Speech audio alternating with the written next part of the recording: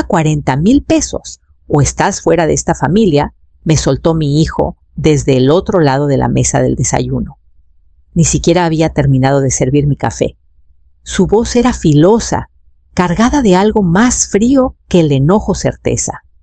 Frente a él, mi nuera dejó escapar una risita sin despegar los ojos de su celular. «Considéralo renta atrasada», murmuró como si me estuviera haciendo un favor al aclararlo. Miré la encimera.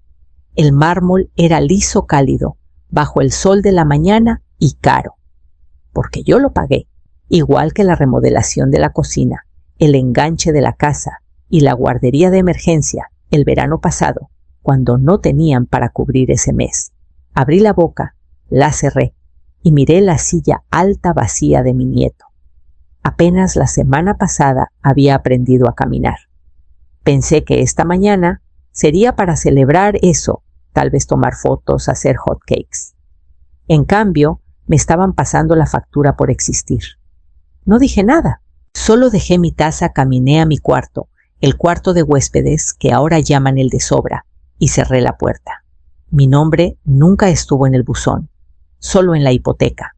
Querían 40,000 pesos. Un número elegido no por lógica, sino por castigo. Por decir que no la semana pasada, cuando pidieron una camioneta nueva. Por sugerir que esperaran. Por recordarles que ya había dado de sobra. En mi cuarto me senté en la orilla de la cama. Todavía los escuchaba en la cocina. Ella reía ahora diciéndole va a pagar. Siempre lo hace. Eso era cierto. Siempre pagaba. Pagué cuando murió su padre. Pagué cuando abandonó la escuela. Pagué cuando no podían. No solo con dinero, sino con sueño, con seguridad, con años. Pero algo dentro de mí no se movió esta vez. Algo se quedó quieto, frío, silencioso, pensando. Abrí la app del banco, luego la carpeta marcada escritura, copropietaria. Y ahí fue cuando vi la primera señal de alerta. El cuarto que me dieron antes era un trastero. Yo misma lo vacié, empaqué sus cachivaches navideños, pinté las paredes, instalé repisas. Todavía huele un poco a polvo y cartón viejo. Pero es mío. O al menos era el único lugar en la casa donde no me sentía constantemente vigilada o ignorada. Me mudé aquí, después de que me rogaron ayuda con la hipoteca. Prometieron que sería temporal, que me pagarían, que volvería a ser parte de la familia. Eso fue hace casi 2 años. Desde entonces pagué el boiler nuevo, cubrí 2 meses de guardería y hasta firmé como aval para refinanciar cuando su crédito no dio el ancho. Cada vez que daba algo compraba menos. Menos cariño, menos voz, menos espacio. Ahora cuando entro a una habitación, las charlas se apagan. Mi nuera cambia el tono, baja la voz y abraza más fuerte al bebé contra su hombro. Se pone inquieto con ella, dijo una vez cuando quise cargarlo. Luego al teléfono con una amiga susurró: es muy mayor, no quiero que lo confunda. Confundir es mi nieto. Cambié los pañales de su papá. Me he ganado el derecho de arrullar a un bebé sin pedir permiso. Pero en esta casa no soy la abuela Jimena. Soy ella, la que siempre está, la que dobla la ropa antes de que lleguen, la que repone el papel higiénico, la que cubre la diferencia cuando su presupuesto no alcanza. Suben fotos de los logros del bebé, pero yo nunca salgo en ellas. Compro regalos para las fiestas, pero mi nombre termina cambiado por de nosotros en las etiquetas. Me han borrado de la familia que ayudé a construir. Empecé a quedarme más en mi cuarto. Menos riesgo de pleitos, menos chance de escuchar. Ya lo resolvimos cuando ofrezco ayuda que sé que necesitan. Menos de mí significaba más paz. Para ellos al menos. Ahí me di cuenta vivía en la casa, pero no en sus vidas. Y aún así, nunca dejaron de usar mi nombre en la cuenta. Todavía puedo ver el primer departamento que rentaron mi hijo y su esposa. 2 sillas disparejas, un colchón en el suelo, una tostadora que solo funcionaba de un lado. Eran jóvenes llenos de sueños y miedo. Les dije que todo mejoraría, Les presté para el depósito, firmé como aval para su primer coche y les enseñé a construir crédito. Cada paso que daban era como una pequeña victoria para mí también. Cuando murió su padre, no me tomé un respiro para llorarlo. Trabajé horas extras, hice declaraciones de impuestos los fines de semana y tomé un contrato de contabilidad por las noches. 3 trabajos apilados hasta que las manos me temblaban de cansancio. 2 jubilaciones pospuestas, una cabaña junto al lago, vendida antes de siquiera tener las llaves. Me convencí de que el sacrificio era amor. Lo creí con cada cuenta que pagué. Sus vidas florecieron. Pasaron de rentar a ser dueños de carros usados, a camionetas de cenas congeladas, a restaurantes con manteles de lino. Mi aporte nunca estaba en las invitaciones, pero siempre en las cuentas. Cuando necesitaron el enganche de la casa, hice el cheque. Cuando se descompuso el boiler, pagué al técnico. Cuando la guardería exigió un pago grande para no perder el lugar del bebé, lo cubrí antes de que venciera el plazo. Ahora me siento en la orilla de mi cama, comiendo sobras frías, para no despertar al bebé con el microondas. Ellos salen a cenar y regresan con bolsas de compras y cuentos sobre un nuevo bar de vinos. Me dan la callada si se me olvida reponer la leche de avena. Todo lo que di, sin chistar, se convirtió en razones para ignorarme como si fuera prueba de que les debo más.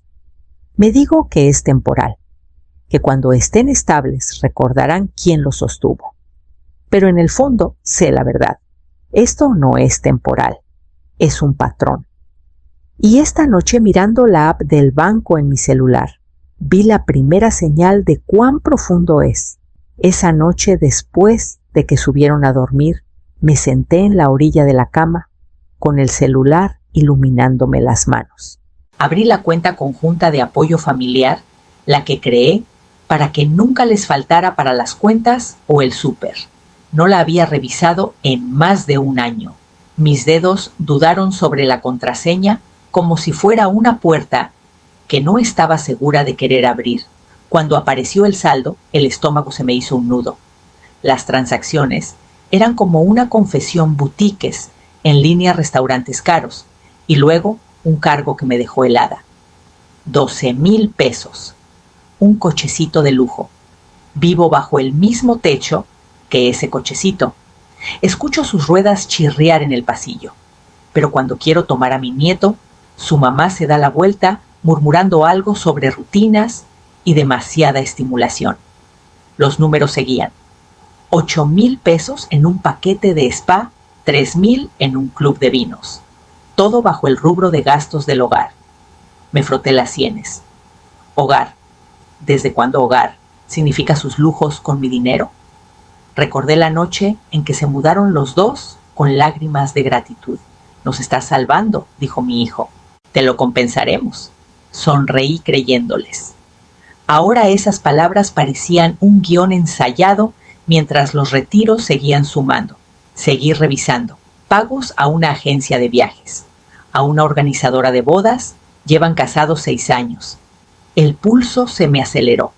Esto no era un descuido, era un sistema. Yo era el sistema. En el pasillo los escuché reír bajito al bebé, quejarse un momento antes de calmarse. Ese sonido solía consolarme. Esa noche fue como una puerta cerrada con llave.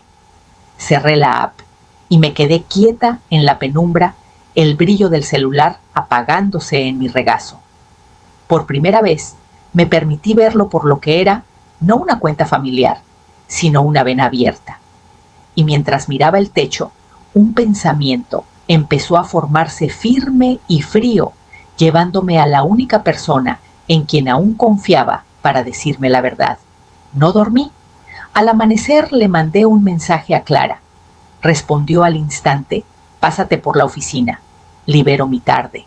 Clara y yo nos conocimos en nuestros 20s, trabajando en el mismo empleo temporal. Ella estudió Derecho, yo me dediqué a ser madre. A pesar de todo, seguimos en contacto: tarjetas navideñas, comidas cada tantos meses, charlas discretas. Era la única persona que sabía, me diría la verdad sin endulzarla. Esa tarde entré a su oficina con una carpeta apretada contra el pecho. Sirvió café. Le entregué los detalles de la cuenta y me quedé callada mientras accedía y revisaba el historial de transacciones. Su expresión no cambió, pero sus dedos se detuvieron más de una vez. «Prepárate», dijo. Lo primero que señaló una serie de compras de lujo, bolsas de diseñador, viajes, fuera del estado, un fin de semana, en un spa en la costa del que nunca había oído. El total más de 900,000 pesos retirados en 4 años. Y no era solo el dinero. Giró su pantalla hacia mí. «¿Reconoces esto?» Era un contrato de préstamo. ¿Una segunda hipoteca? A mi nombre. El pecho se me apretó, pero yo nunca. «Usaron tu crédito», dijo con suavidad, «sin tu permiso». Miré la pantalla, mi nombre, mi dirección, sus firmas. Y esto añadió, cliqueando en otro rubro. «Es un pago de 50,000 pesos a una organizadora de bodas. Llevan casados 6 años. Dije más para mí que para ella». Clara se recargó su voz baja pero firme. «Jimena, esto no es mal uso. Es fraude». Se me secó la boca. «¿Puedo probarlo?», sí, dijo. «Y deberías. Pero esto va a ser feo». Asentí. Ya no le temía a lo feo. Lo feo ya vivía en mi casa sonriendo y cargando a mi nieto como si yo fuera una extraña. Al salir de su oficina, no solo llevaba los papeles, llevaba algo más duro que el enojo, pero más filoso que el dolor. Estaba lista para descubrir qué tan profundo llegaba esto. Desperté antes del sol, con la decisión ya asentada en el pecho como algo antiguo que por fin salía a flote. No azoté puertas ni grité por el pasillo. Ni siquiera hice café. Solo me senté a la mesa de la cocina y abrí mi laptop. La cuenta conjunta fue lo primero. Entré, seleccioné congelar toda actividad y di clic en confirmar. Un candado gris apareció en la pantalla.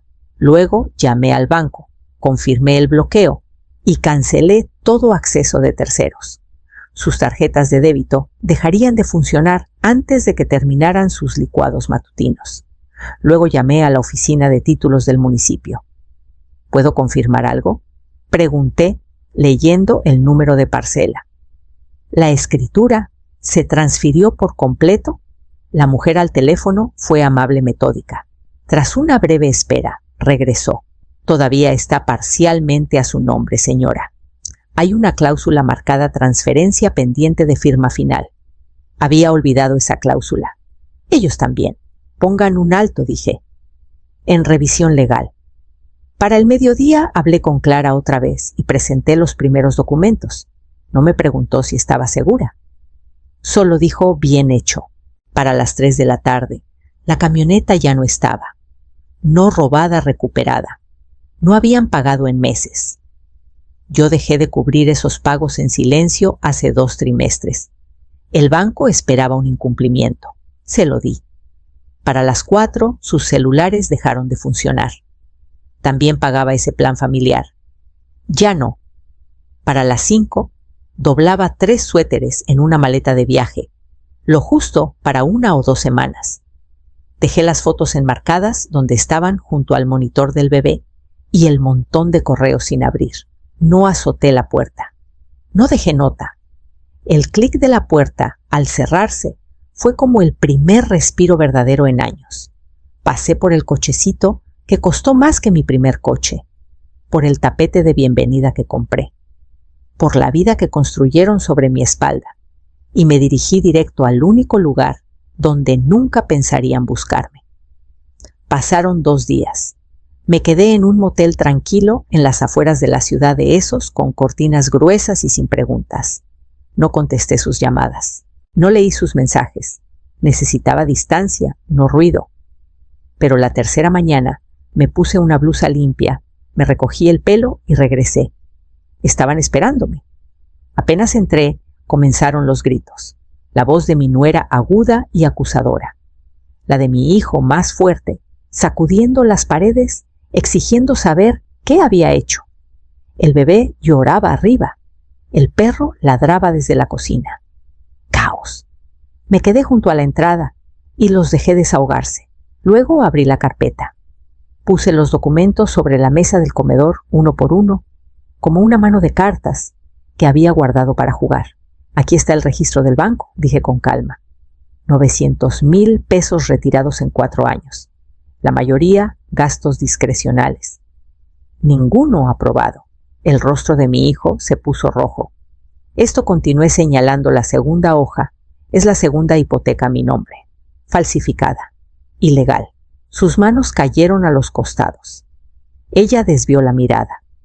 Y aquí, dije sacando la última hoja, está el título actual de esta casa. Todavía a mi nombre.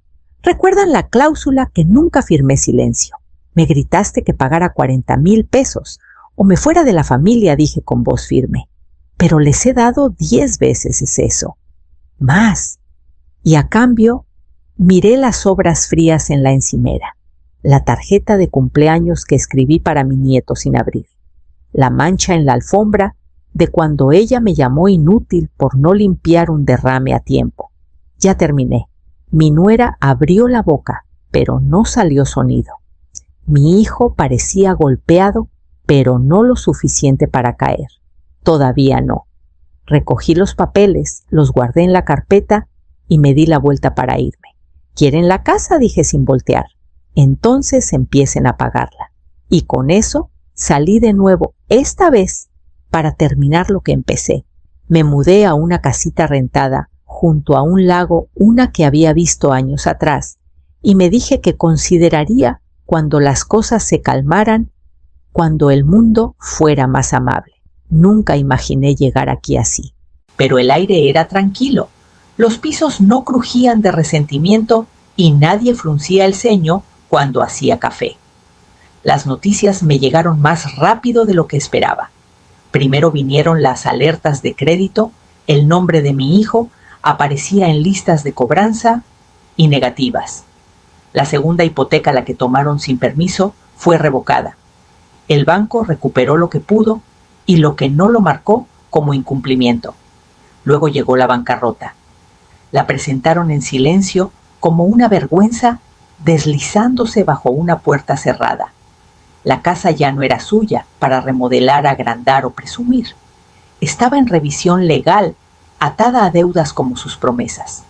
Mi nuera, antes cargada de marcas de lujo y comentarios sobre cómo no entendía la crianza moderna, tomó un trabajo en el centro comercial doblando ropa.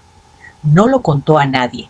Me enteré por Clara, que pasó por ahí y la reconoció detrás del mostrador doblando suéteres junto a una chica con un piercing en la nariz. Y el cuarto donde vivía, el que pagué, para remodelar, insonorizar y calentar en el invierno, lo convirtieron en un closet. Zapatos alineados en las paredes, vestidos colgados de varillas cajones, llenos de cosas que dudo que use ahora. Parece un museo del exceso construido sobre terreno robado. Pero sé algo que ellos aún no descubren.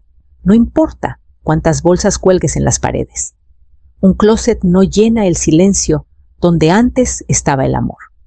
Una casa sin raíces es solo madera y ladrillo, fingiendo tener sentido. Aquí junto al lago, por fin duermo toda la noche, sin pasos pesados arriba, sin miradas frías, sin exigencias, y cuando el viento cruza el agua y roza las ventanas, no me sobresalto. Solo respiro y espero la próxima mañana. El lago se convirtió en mi reloj. Cada mañana despertaba con su calma y cada tarde veía el sol arrastrar su luz sobre el agua. Sin el ruido constante de sus demandas, mis días comenzaron a expandirse.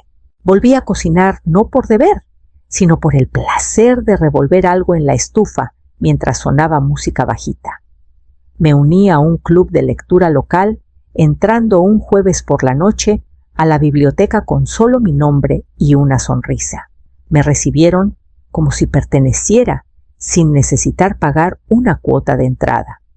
Los domingos preparaba 2 tazas de café, una para mí, otra para la mujer que solía ser la que se desvelaba cuadrando sus cuentas, la que se saltaba comidas, para cubrir sus deudas, la que doblaba su ropa antes que la propia. Ponía la segunda taza al otro lado de la mesa como si ella estuviera ahí. La miraba y pensaba, hiciste todo lo que pudiste y más. Ahora le sonreía. Por fin dijo que no. La gente del club de lectura no sabía mi historia. Solo me conocían como Jimena, la mujer a la que le gustaban las novelas de misterio y el pan casero. Eso bastaba. Se reían con mis bromas, me pedían mis recetas, me trataban como persona, no como cartera. Volví a sentir mis manos no como herramientas, sino como parte de mí. Amasé pan, planté un pequeño jardín de hierbas en el porche, escribí cartas que nunca envié. Cada pequeño acto me cosía de nuevo a mí misma. A veces, en las primeras horas, me sorprendía pensando en la casa vieja, en el hijo que crié y en el nieto que apenas abracé. El dolor seguía ahí, pero más suave, como cicatriz en lugar de herida. Para cuando las primeras hojas de otoño comenzaron a juntarse en la orilla del lago, supe que había cruzado una línea que no podía deshacer. Y el día que abrí el buzón y encontré una carta con su letra en el sobre, mis manos no temblaron. Estaban firmes mientras la llevaba adentro.